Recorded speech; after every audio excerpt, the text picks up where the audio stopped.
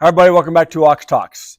It is Sunday, February 25th, 2024. Hope you guys are having a productive day today. Hope you've had a nice weekend, getting things accomplished, spending time with loved ones.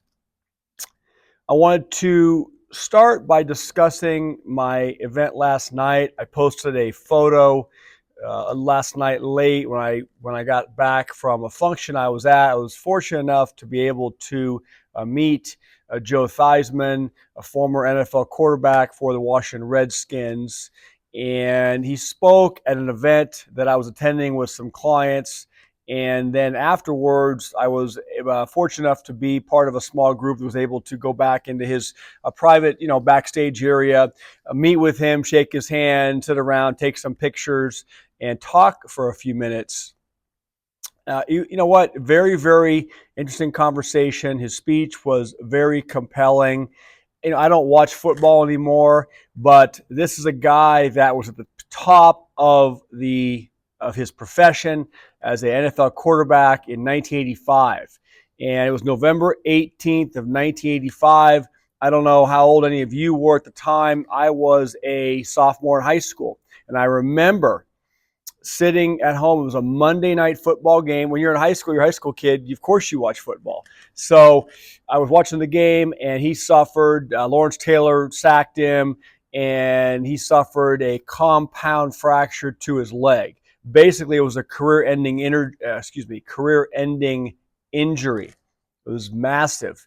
So last night, when I had a chance after he spoke to meet him face-to-face, one-on-one, I told him, I said, Joe, I was actually a sophomore in high school watching that game. I can remember it to this day when you went down and you had the injury. And we got to speak about it for a couple of minutes. His speech that preceded that was, he's a very religious guy. He is big with St. Jude's Children's Hospital and a big, very involved with that, which I applaud. And he spoke about that injury, but more importantly, the fact that at that point in his life, he was so filled with, he had lost all humility. He was no longer a humble guy, and he had lost touch. And he made a statement about the fact when he went down that day on the field that night, that he recalls 55,000 people standing up and giving him a standing ovation as they carried him off the field on a stretcher. And he said all he could think about was not how much gratitude he had for these fans, but about himself and what this meant for him. And he said, you know what? It was the biggest wake-up call in my life. God had sent me a message that I was too high on the horse and that it was no longer going to be accepted. And he said that, that it was God's message to him. And although the injury basically ended his career, he said it was the best thing that ever happened to him in his life. And then he went on to explain why and what he had done from that point forward. But he didn't see that. He was so blinded by the success and by everything happening around him and the stardom that he lost sight. And he's come full circle now. Obviously, he's been out of the league for a long time. But I thought it was very, very, very enlightening to hear this guy speak. And one thing that touched me a lot, I guess he has 3 children. His youngest was his daughter. And she passed away about 7 years ago. And he explained that situation as a parent. The last call you ever want to receive is a call saying that your child has passed away. And he explained how he still speaks to her every night. And, that still gives me chills, brought a tear to my eye last night. Of course, I have daughters. So, anyway, the humility obviously is something that is taught and learned, and life has lots of lessons for all of us. And it was interesting to hear this guy speak. So I felt fortunate enough to be able to be there and to meet him. I want to talk about something that's very, very important that we hear often, but probably not often enough. We know that our grid in this country is antiquated. We know that it is fragile. There are no redundancies. Everyone assumes there is or there are, and they just don't exist. And the cyber threats and the cyber attacks are getting worse from other countries. Other countries that would love to see our country fail and simply implode on itself. And we know that our people, by and large, I'm not insulting anybody, but we're lazy, we're complacent, we're not prepared. We have nothing, we have no ability to communicate outside of these cell phones. A lot of people. And that is going to be exploited, everybody, in a big time way, probably sooner than later. So I hope that you will take this information in, process it. It's not a message of doom and gloom. It's a message of reality, and start getting your mind around how you would react, not if, but when this happens. The first article is from today, from Zero Hedge. It says, leaked documents expose China's hacking capabilities and its targets. Please pay attention to this stuff. It says a massive cache of leaked documents from a Chinese hacking contractor further underscores the global cybersecurity threats posed by China's communist regime, experts say. And look, it's not just China. I'm not beating up on China. I'm just saying this, obviously, article is focused on that, but it's other countries around the world that are looking forward to the day that this country implodes. And again, it'll be done with one shot ever being fired, without one bomb ever being dropped. It will be a different kind of warfare. The article says the documents, which were posted on GitHub by unknown individuals on February 16th, just a few days ago, include product manuals, marketing materials, employee lists, chat records, financial information, and details about foreign infiltration. The Associated Press confirmed in a February 21st report that the documents originated from China-based cybersecurity vendor, I don't know if it's one-soon or I-soon, known as Anxun, A-N-X-U-N in Mandarin, after speaking to two of the company's employees. It says, iSoon boasts a product line that includes offensive cyber tools and spyware systems. The revelation adds to what is known, it says, from the company's own website, which touts that the CCP's Ministry of Public Security as one of its partners, meaning the Chinese government is partnering and paying these outside contractors for information about hacking into U.S. systems. It says the iSoon, I'm going to call it iSoon incident should once again remind everyone that network security is national security. There is a war without gunpowder. A victim list is included in the leaked documents, it says, showing that iSoon has targeted telecommunications companies, hospitals, and we'll share an article in a second from yesterday about a cyber attack that hit the United States hospitals and the ability or inability to fill prescriptions. That's next. It says hospitals, universities, organizations, and government entities from many countries. The analysts highlight some of the iSoon products revealed by the documents, including what is called a Twitter stealer. Features of a Twitter stealer include obtaining the user's Twitter email and phone number, real-time monitoring, reading personal messages, and publishing tweets on the user's behalf, the analyst said. I'm not on Twitter. I know it's a big deal. It's fading a bit, but this is scary stuff, guys. Please pay attention to this. In one document page, iSoon boasts that it had studied Twitter's safety mechanism for years. Thus, its product can allegedly bypass security features to target a Twitter user's account.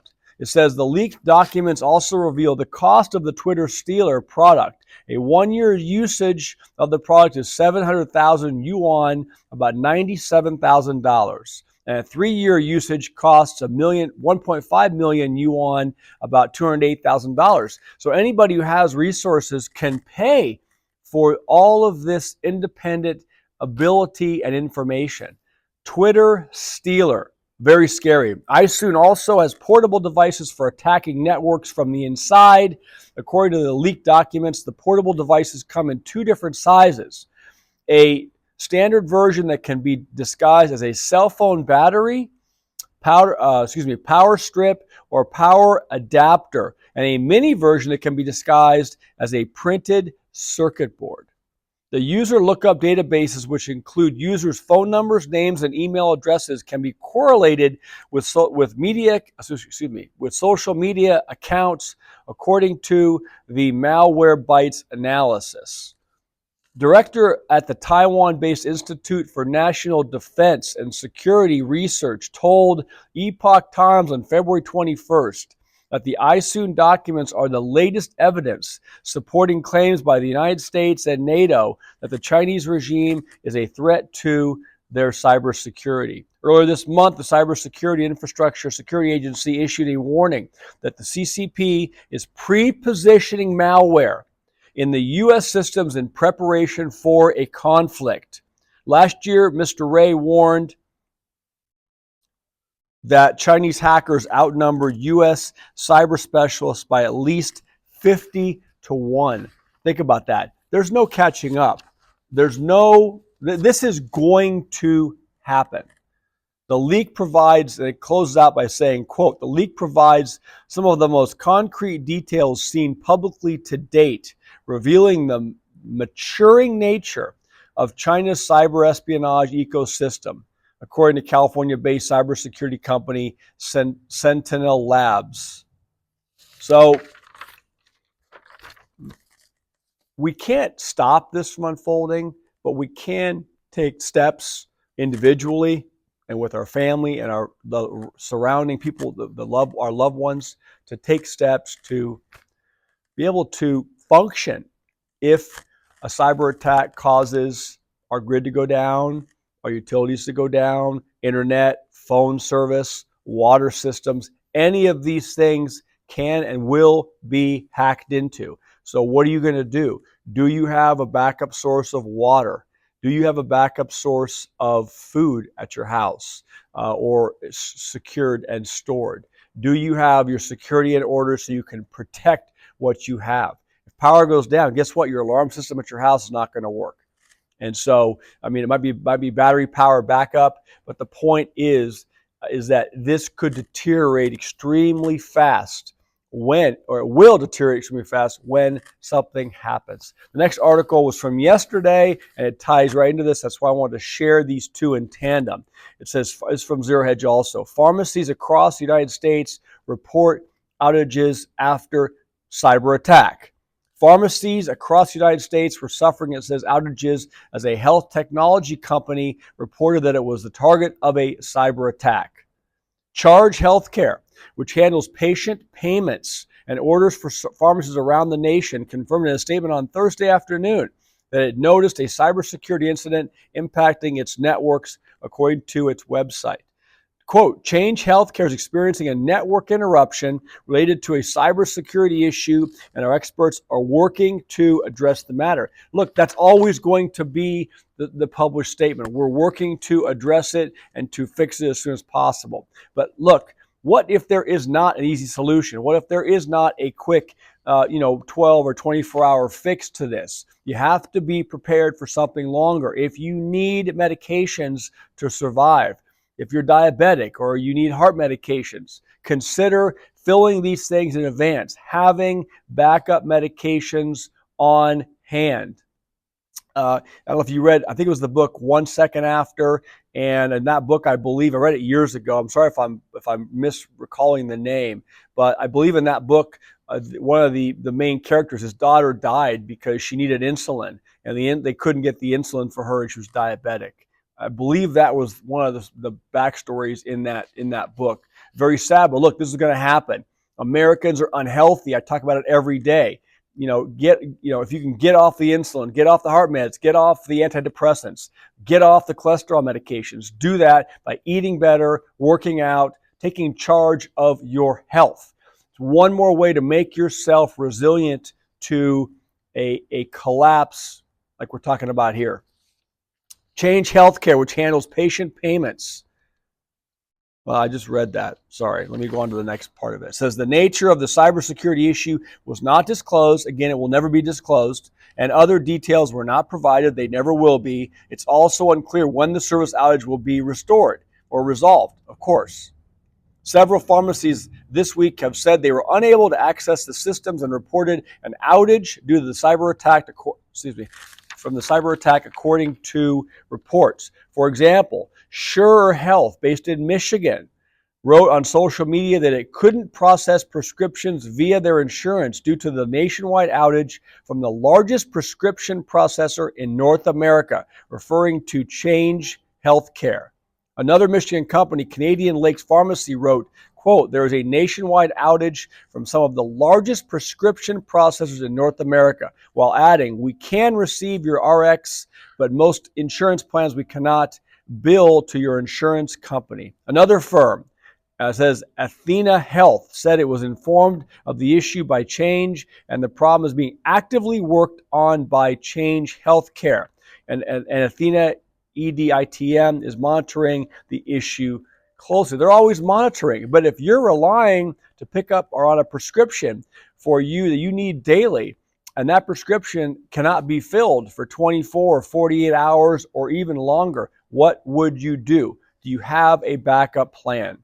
It says it added that the estimated date for resolving the issue will be tomorrow or later, so that was 1 or 2 days. We will continue to monitor the situation and provide updates on our progress. Change Healthcare is owned by Health Insurance United Health Group and became a subsidiary in 2022 in a deal worth $7.8 billion. It means that the company has access to the patient records of a significant number of Americans. Listen to this. It's not clear if the cybersecurity incident led to the unauthorized access of health care or personal information. So it's not just that you can't get your prescription. You now may have been compromised, your personal information and your data. And of course, that's something that doesn't get released until months later, that they regret to inform us that all of our information was put out to an unknown number of potential threats. So I hope this has been interesting. Well, interesting is not the right word. It's crucial that we all wake up to this. And you need to, from my perspective, be working on your plan. If your cell phone is unavailable to you, if your utilities are unavailable to you, if you, excuse me, I just kicked the tripod. You know, these things, I can't overestimate how important it is to have your stuff in order. I know a lot of people watching this channel are already well on their way to this and have taken precautionary steps, but that includes thinking about how would you feed your family, how would you protect your family, how are you going to have water for your family, all these things. How are you going to get your medications if you don't have any backup medications? How about your medical supplies? How about having all those things in place? Look, it's not fun. It isn't sexy. It's not inexpensive to do this stuff, but you've got to look into it. And trust me, there are hundreds of rabbit holes you can go down on prepping, and it's daunting. You have to start small if you haven't done it, and just start somewhere. With that being said, I'll leave it there for today. We're going a bit long. I took today off from working out. I was kind of beat up last week. My knees hurt, so I took a day off. Sometimes you have to do that. Didn't say stop moving or stop walking, but in terms of the actual workouts, took today off. But please consider getting your workouts done. Do the walking, get your steps, watch that diet. We have to be a healthier nation. This example of the pharmaceutical companies or the healthcare company not being able to fill prescriptions for people, a lot of this stuff, and I'm not saying all of it, I'm not a doctor, I'm not a dietitian, but a lot of this stuff can be solved through personal lifestyle choices. Just make better decisions.